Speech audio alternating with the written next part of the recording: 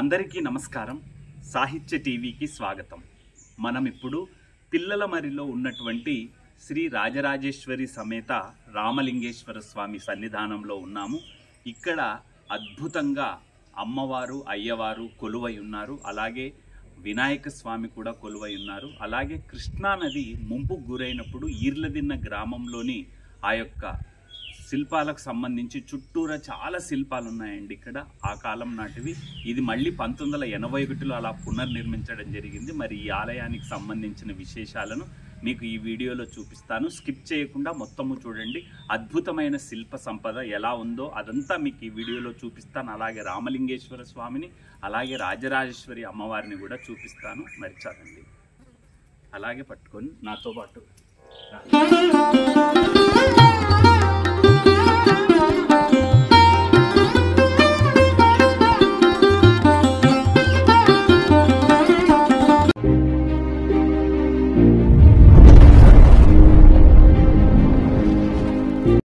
మనం ఇవాళ మహబూబ్ నగర్కి చాలా దగ్గరగా ఉన్నటువంటి, అంటే ఒక 4 కిలోమీటర్స్ దూరంలో ఉన్నటువంటి పిల్లలమర్రికి వచ్చామండి. పిల్లలమర్రి అనగానే మీ అందరికీ ఖచ్చితంగా గుర్తుకు వస్తుంది 700 సంవత్సరాల చరిత్ర కలిగినటువంటి మర్రి చెట్టు శాఖోపశాఖలుగా విస్తరించి ఉంటుంది.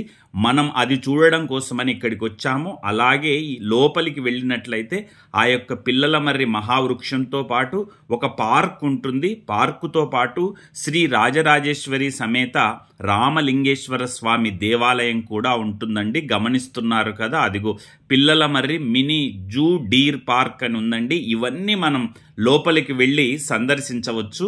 అప్పుడప్పుడే ఇంకా మొదలవుతోందండి. ఉదయం సమయం కాలేదు. ఆ సమయానికి మేము వచ్చేసాము. హైదరాబాద్ నుంచి కర్నూలు బయలుదేరుతూ పిల్లలమర్రి చాలా కాలంగా అనుకుంటున్నాము మహబూబ్ నగర్కి వెళ్ళి ఈ పిల్లలమర్రి మహావృక్షాన్ని చూడాలి అని. అది ఎప్పటి నుంచో అనుకుంటున్న ఆ కోరిక నేటికి తీరింది. అందుకని వచ్చేసాము. వెయిట్ చేస్తున్నాము, ఎప్పుడెప్పుడు ఓపెన్ చేస్తారా, ఎప్పుడెప్పుడు లోపలికి వెళ్ళాలా అని. మనం అక్కడ టికెట్ తీసుకొని లోపలికి వెళ్ళాల్సి ఉంటుందండి. చిన్న అమౌంటే, పెద్ద అమౌంట్ ఏం కాదు. పెద్దవాళ్ళకి 20 రూపాయలు, పిల్లవాళ్లకు 10 రూపాయలు ఎంట్రన్స్ ఫీ ఉంటుంది. సో ఆ ఎంట్రన్స్ టికెట్ తీసుకొని మనం లోపలికి వెళ్ళినట్లయితే ఏది చూడాలి ముందు అన్నది మనం అలా ముందుకు వెళ్తున్నప్పుడు, అదిగో చూడండి, టైమింగ్స్ 9:30 to 5:30. మనం అలా ముందుకు వెళ్తున్నాము.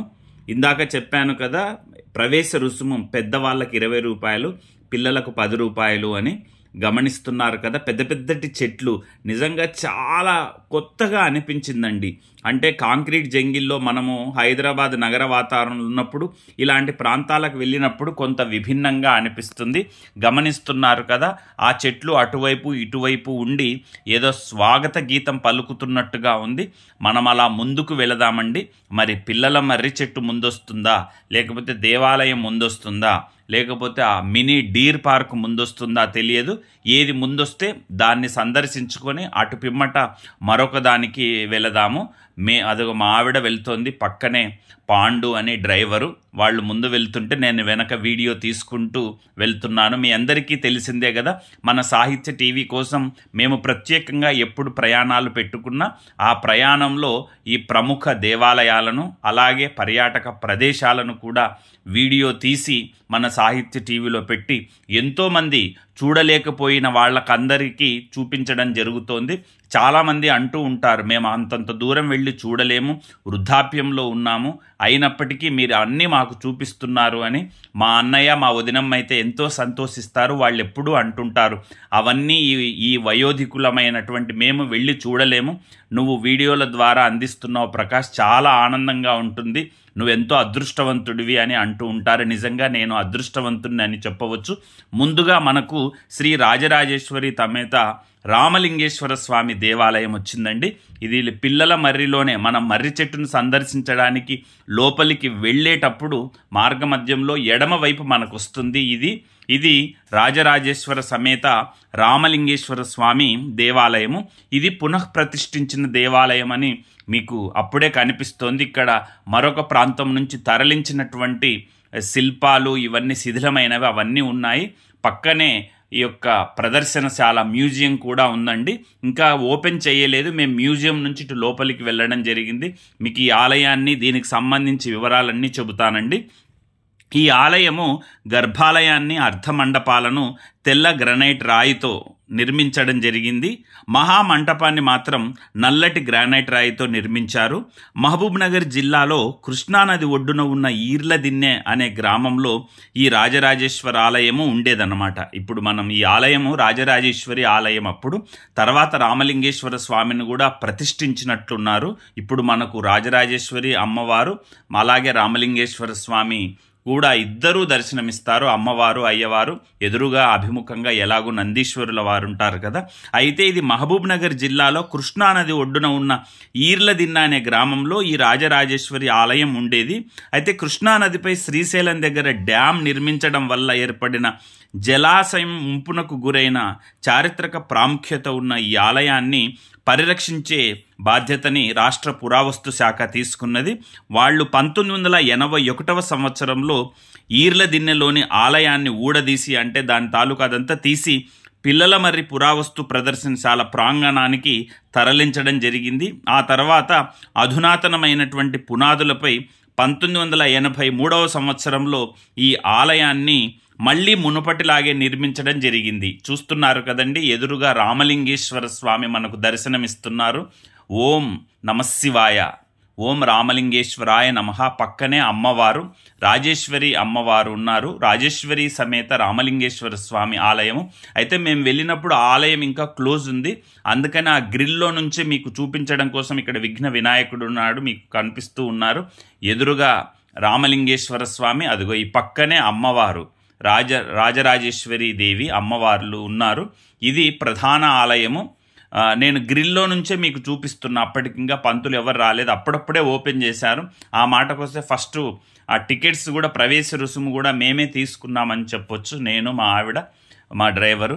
సో ఆ రకంగా వచ్చి అదిగో మా ఆవిడ చూడండి, నందీశ్వరుల వారి చెవులో ఏదో చెబుతోంది, స్వామివారికి విన్నవించమని చెప్పేసి. మీ అందరికీ తెలిసిందే కదా, నందీశ్వరుల వారి చెవులో మనం ఏదైనా స్వామివారికి విన్నవించుకుంటే స్వామివారికి నందీశ్వరుల వారు మన తాలూకు కోరికలు కావచ్చు, మన కష్టాలు కావచ్చు, ఏవైనా తెలియజేసి అవి మనకు దూరమయ్యేలాగా సుఖశాంతులతో దీవించేలాగా చేస్తారు. అంటే నందీశ్వరుల వారికి, శివయ్యకు అంత ఇదుందన్నమాట. నందీశ్వరుడు వాహనమే కావచ్చు, కానీ ఎంతో ప్రాముఖ్యత కలిగిన నందీశ్వరుల వారిని దర్శించుకున్నాం. ఆలయ ప్రాంగణం బాగుందండి, విశాలంగా ఉంది.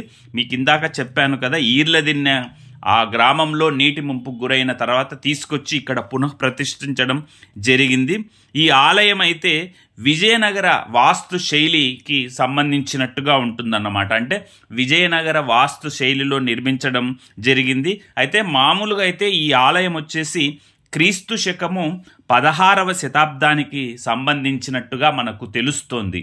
ఇది 16వ శతాబ్దంలో ఆ సమయంలో కట్టించినట్టుగా విజయనగర వాస్తు శైలిలో ఇది నిర్మించడం జరిగింది. ఇది పరమ పూజ్య పరమాచార్యులు కాంచీపుర శంకరాచార్య శ్రీ శ్రీ శ్రీ జయేంద్ర సరస్వతి గారిచే ఈ ఆలయము ప్రతిష్ఠింప చేయబడింది అని చెప్పేసి మనకు అక్కడ బోర్డు పెట్టారు. ఆ బోర్డు ద్వారా ఇప్పుడు దాకా నేను ఏవేవైతే విషయాలు చెప్పానో ఇవన్నీ అక్కడ రాసి ఉన్నాయండి. దాన్నే మీకు చెప్తున్నాను, గమనిస్తున్నారు కదా. ఇక్కడ విఘ్న వినాయకుడి ఉంది. ఇవన్నీ మనకు రకరకాలుగా ఇక్కడ గమనించినట్లయితే ఎన్నో శిథిలమైనటువంటివి, ఎన్నో చారిత్రక వీటికి సంబంధించినవన్నీ సాక్షిభూతంగా నిలిచిన వాటివన్నిటిని ఇక్కడ పెట్టడం జరిగింది. అలాగే వాటి కింద కూడా పలానా శతాబ్దానికి సంబంధించింది, ఇది పలానాది అని చెప్పేసి వివరాలు కూడా ఉన్నాయి. కొన్నిటికి వివరాలు వెళ్ళిపోయాయి, కొన్ని మాత్రం చెక్కు చెదరకుండా ఉన్నాయి. ఇవన్నీ మన యొక్క చారిత్రక సంపద కదండి. ఈ చారిత్రక సంపదని కాపాడుకోవాల్సిన బాధ్యత ఒక పురావస్తు శాఖకు, ఆలయ నిర్వాహకులకే కాదు, ప్రతి ఒక్కరికి ఉంటుంది. మనం కూడా వాటిని చాలా జాగ్రత్తగా కాపాడుకోవాల్సిన పరిస్థితులు అయితే ఉన్నాయి. ఇక్కడ గమనించినట్లయితే రకరకాల 6వ శతాబ్దానికి మొదలుకొని 14వ శతాబ్దానికి సంబంధించినవి ఎన్నెన్నో ఇక్కడ మనకు శిల్పాలు కనిపిస్తూ ఉంటాయి. వీరశిల ఉంటుంది, 11వ శతాబ్దానికి సంబంధించిన వీరశిల. ఆ తర్వాత ద్వారపాలకుడు 6-7వ సంవత్సరానికి సంబంధించిన ద్వారపాలకులు అయితేనేమి, నందీశ్వరుడైతేనేమి, అలాగే ఇసుక రాయితో చేసినటువంటి పద్మము, ఇలా రకరకాలవి మనకు ఒకటి కాదండి, ఇక్కడ రకరకాల శిల్పాలను ఒక్కొక్కటి వరుసగా మనం అలా చూసుకుంటూ వెళ్ళడం జరిగింది. అదిగో నందీశ్వర విగ్రహం కూడా ఎంత అద్భుతమైన శిల్ప చాతుర్యమో ఉంది, గమనిస్తున్నారు కదా. ఇది ఇసుక రాయి పద్మం అండి, ఇది పద్మము ఇసుకరాయితో చేసింది. ఇది 6వ శతాబ్దానికి సంబంధించినదిగా మనకు అక్కడ ఆధారాలను బట్టి తెలుస్తోంది. ఇది పద్మం అండి, ఇసుక రాయి అంటారు, ఇసుక రాయితో చేసింది. ఇది 6వ శతాబ్దానికి సంబంధించింది. ఇక్కడ పద్మావతి అమ్మవారు అండి, పద్మావతి అమ్మవారు వచ్చేసి 11వ శతాబ్దానికి సంబంధించిన పద్మావతి అమ్మవారి విగ్రహం. అది మీరు గమనిస్తున్నారు కదా. ఇక్కడ శిలాశాసనం ఉందండి, దాని మీద ఆ శిలాశాసనం మీద ఆ రాతలు ఉన్నాయి, గమనిస్తున్నారు కదా మీరు.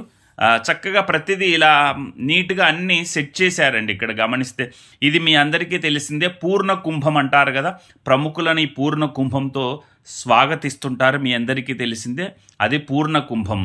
ఇక్కడ చూసినట్లయితే ఇవి శివలింగాలండి, మీ అందరికీ తెలిసిందే కదా, చాలా పొడవుగా ఉన్నాయి శివలింగాలు. అయితే ఈ శివలింగాలను గమనించినట్లయితే వరుసగా 1, 2, 3 అలా వరుసగా శివలింగాలు ఉన్నాయండి. ఈ శివలింగాలని గమనించినట్లయితే దగ్గరగా ఇవి బ్రహ్మసూత్ర శివలింగాలండి. ఆ బ్రహ్మసూత్ర శివలింగాలకు మధ్యలో ఇలా గీతలు వస్తాయి. ఏవైతే మధ్యలో గీతలు ఉంటాయో వాటిని బ్రహ్మసూత్ర శివలింగాలు అంటారు. ఆ బ్రహ్మసూత్ర శివలింగం అనేది ఎంతో విశేషమైనది. ఎక్కడైతే బ్రహ్మసూత్ర శివలింగం ఉంటుందో ఆ శివలింగానికి దర్శనం చేసుకుంటే మనం 1000 శివాలయాలకు వెళ్ళి దర్శనం చేసుకున్నంత పుణ్యం వస్తుంది. అదిగో చూడండి, ఆ గీతల్ని గమనిస్తున్నారు కదా, అలా నిలువుగా ఉన్న దీన్ని బ్రహ్మసూత్ర శివలింగం అంటారు. ఇలాంటి బ్రహ్మసూత్ర శివలింగాలు చాలా అరుదుగా ఉంటాయి. ఆ శివలింగాలకు మనం దర్శనం చేసుకొని వీలైతే ఒక పాటో ఒక పద్యమో ఏదైనా శివుడికి సంబంధించి ఆ సందర్భంలో మనం ప్రార్థిస్తే ఎంతో పుణ్యం లభిస్తుంది అని అంటారు.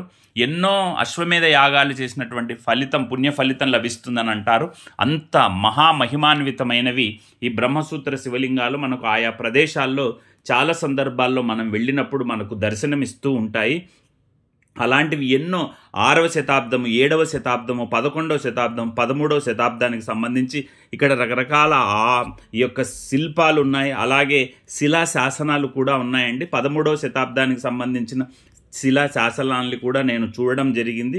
ఈ రకంగా ఒకటైతే అలాగే నాగశిలలు కూడా చాలా ఉన్నాయి. నాగినీదేవి విగ్రహాలు కూడా ఉన్నాయి.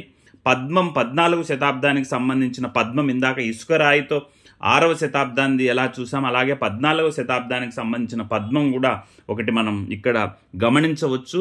రకరకాల కొన్ని విరిగిపడ్డాయండి, కొన్ని శిథిలంగా అయిపోయి తలలు లేకుండా మొండాలు మాత్రమే, వాటిని వెనకాల వరుసగా పేర్చడం జరిగింది.